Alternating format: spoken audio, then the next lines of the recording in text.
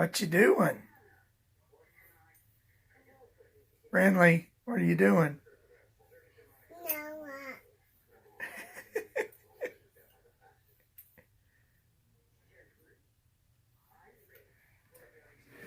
Are you reloading, sweetie? You are?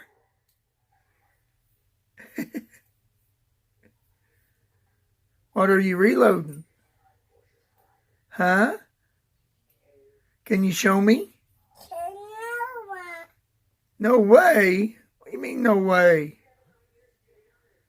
Show me what you're reloading.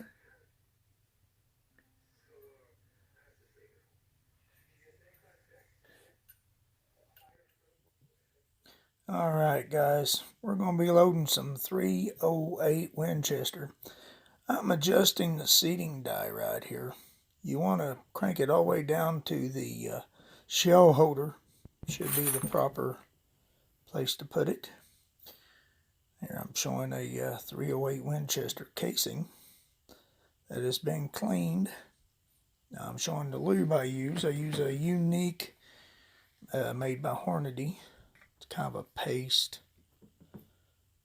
I really like it. It's pretty slick. And you don't use that much. You just kind of rub it on your fingers and then rub it on your case. Here you see me applying it. And now I'm going to be sizing the cases. This is a shortened version of what you would really do, you know, especially if you got 50 or more. Now these have already been prepped.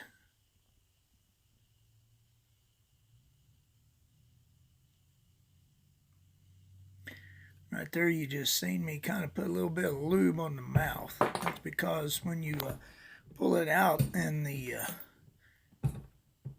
extractor ball, which sizes the inside of your neck, it builds a little friction. You want to put a little bit of lube on there to make it easier.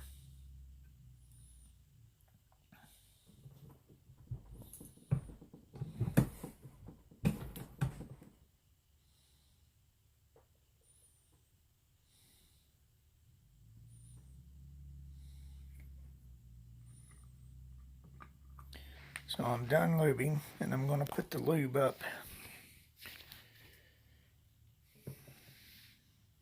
So now we got all this lube on these cases. So you just pick out a rag, whatever you want to use. No t-shirts, what I'm using right here.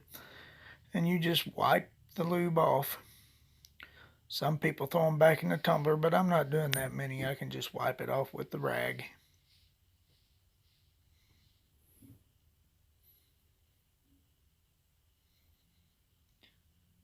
It doesn't take that much. You just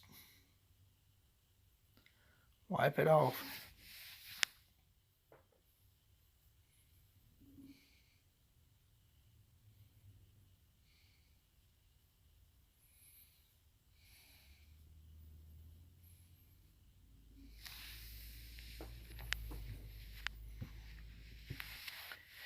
And now we're picking a primer. I have picked a CCI 200 large rifle primer. I have good luck with CCI.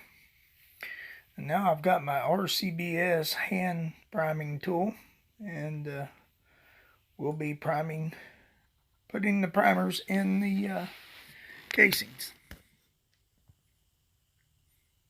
There you go. It's nice and flat. It's not protruding or set it in too far.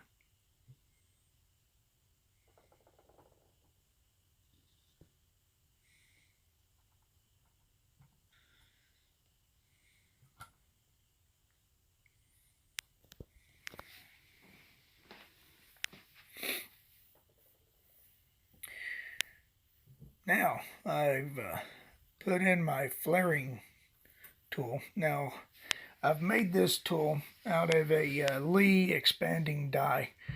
I have got a arrow field point in there, which actually works for the 308 and the 223 without even adjusting it. It's kind of a step down type filled point. Had really good luck with it. Now the reason why I'm flaring the mouth is because we're going to be using cast bullets. And you want a little extra opening of the mouth.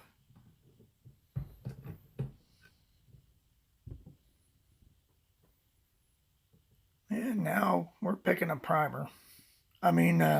Powder. I'm going with a 4831. Now we're going to be putting the powder in the powder measure. Now you'll see me take a whiff of this powder. The reason is, if any of you have seen Fortune Cookie 45's video with the where he has been sent a cartridge that's obsolete, and he talks about the 20 millimeter cannon powder that Hodgins bought back in the early or late 50s, early 60s. This is some of that powder. It was bought in bulk, and I inherited it. Now we're weighing our powder.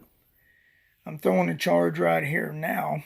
We're going to have to trickle in because I want to get into 44 grains of this powder. So talk a little more about this powder. This powder is older than I am. This is some of the bulk powder that Hodgins bought and resold that was surplus from the military. And like I said, I inherited it, and I've got it, and might as well use it. Now, I had 4 containers. I'm down to 2. 2 containers went bad on me, and that's why I was smelling the powder. Now I'm picking a bullet out. This bullet was sent to me from Kyle Lusk. Now, he already had sized it 309 and powder coated it with the Eastwood lime green. And you'll see me here adjusting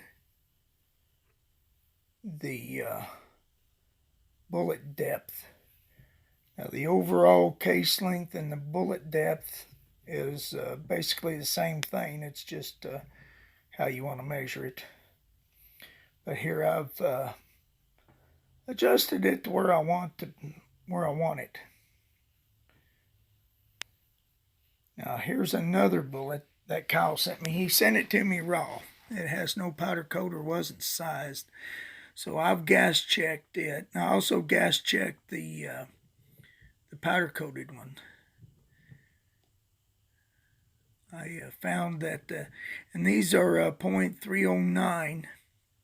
I found that diameter, and with a gas check, works better in the old Remington rifle I have. Now there you go, guys. That's where I'm seating it up to the crimp groove. Now here I'm adjusting the crimp die to get a good crimp on this. And as you can see, I adjusted the seating die first and then adjusted the crimping die. And there it is. Nice, pretty crimp.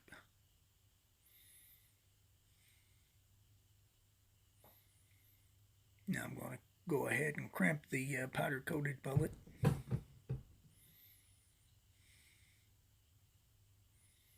It's got a little lube on it from the last bullet, so I kind of wiped some of it off. Here I am wiping it off again. Still didn't get all of it, but it's better than it was. Now I've got another bullet I'm wanting to try. This bullet was sent to me by Eagle Eye Shooting, Kenny out there in California. He's already sized it, gas checked it, and then powder coated it. Now here you'll see me adjusting the seating depth or the overall case length on the bullet. And then I'll back that out and adjust the crimping die to get a good crimp. This is a NOE grease screwless bullet. And there you have it, guys, the finished product, a loaded 308 Winchester cartridge. And I want to thank you all for watching. Salute. Oh.